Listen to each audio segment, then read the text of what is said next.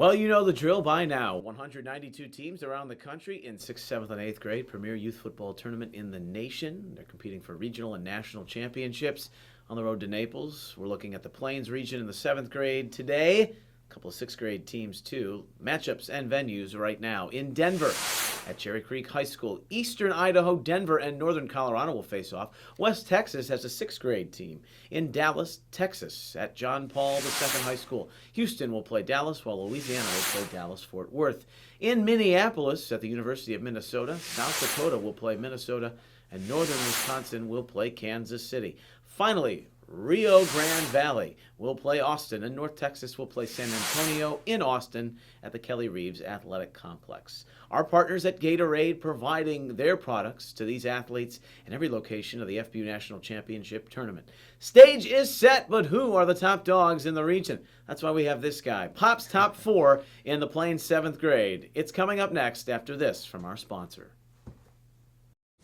From the majestic dawn of a formidable plan to the starry nightfall of its determined execution, even in paradise, only one outcome truly matters.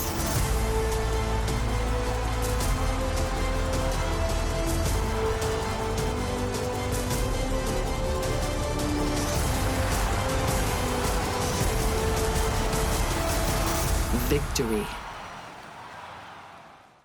Well, last year, the 7th grade Plains Regional had the national champion. That was North Texas. Those guys now on to 8th grade, and we look at Pop's Top 4 here in the 7th grade. Ready?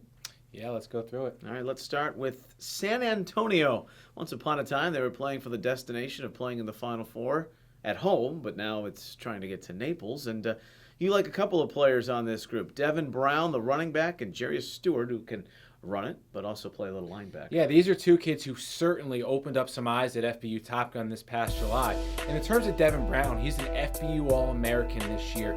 Phenomenal Top Gun camp. He's exciting to watch on both sides of the ball. Has a nice combination of both speed and power, and usually dominates whatever field he's on. And speaking of Stewart, who's also a linebacker or running back, not the biggest kid in the world, but he still makes a big impression on the field. One of the standouts at Top Gun this past July. Look for him to break up a ton of passes and pass coverage as a linebacker. And also on offense, he can certainly make some big plays and should get a lot of touches there. All right, that's San Antonio, the 4 seed, 7th grade Plains. The 3 seed, according to Pops, is North Texas. And you got to have good players in the pipeline after this current group who's at 8th grade finishes out. So why not start now with the 3rd seed? And Kendrick Blackshire, the defensive end, he is nasty. Yeah, he's a good-looking football prospect, an FBU All-American this year. Fast, athletic, long limbs, could play defensive end or linebacker. Devastating hitter, really nice prospect to watch. How about a linebacker-running back combo in Ciano? Yeah, Aiden Ciano, another FBU All-American this year. So, as you said, that North Texas pipeline, they're talented at the 8th grade level, clearly talented at the 7th grade level. And Ciano, you got an old-school, hard-nosed runner, middle linebacker, never going to beat you in a sprint, but the kid moves the chains, runs downhill, and runs over people. All right, how about we keep it around the Metroplex when talking now about the 2 seed, and it's Dallas-Fort Worth, Preston Stone.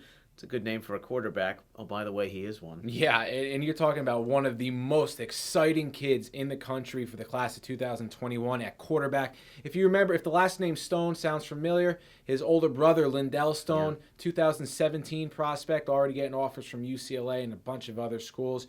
But in terms of Preston, he's got jaw-dropping ability on the field. Reminds me of a little bit of how Johnny Manziel used to play when he was at Texas A&M. In college. Yeah, not now, but how he played in college.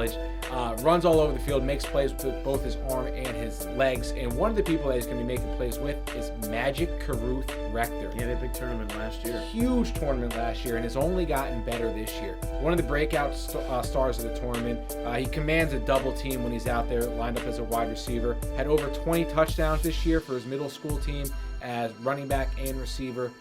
We'll also play defense, too. Spectacular athlete. And a wide receiver in Devin Martin, who adds just another wealth of skill position players on the 7th grade DFW team. Yeah, he's an added element as well because he's a big kid. He's a 5'10" range, deep downfield threat. He'll be the home run threat in the passing game. The defending 6th grade champions are now on to 7th grade, and that is Houston, a group of young men who played together on their team within the city and then formed this all-star group that really shined down in Naples. And it's led by a youth All-American in Hayden Connor, who is wise amongst his years. 6'5", 242 pounds in 7th grade. I mean, he is an animal. He's a tight end. If and when he becomes an All-American next year, will become the first 4-time FBU Youth All-American, never been done before. He runs routes like a receiver, blocks like a lineman.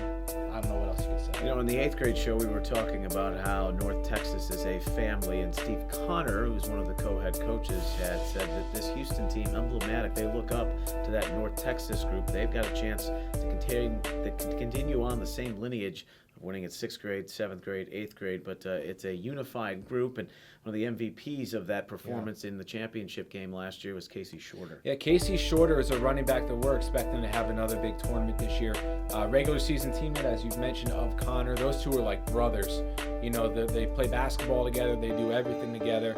And, you know, if Connor's blocking, you know, he's running right behind him. Well, you've got Hayden Connor, and then you've got these big guys on the offensive line, and Bryce Forrester and Louis Chavaria. Yeah, two big kids. They were both on the team last year that won. Both went to Top Gun this year.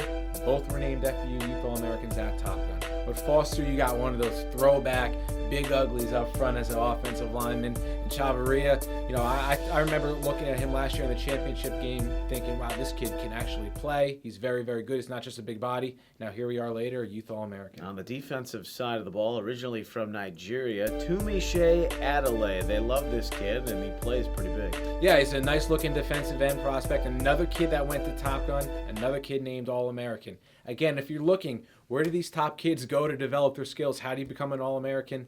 Top Gun and FBU camps is a good way to do it. No doubt about that. You need some new additions every so often. Even if you are the champs, they get one in Derek Hart at the nose guard position. You want to talk about speed and quickness off the ball? This kid is, at the snap of the ball, he is in the backfield. I'm telling you, there's no quicker lineman in the country for the class of 2021.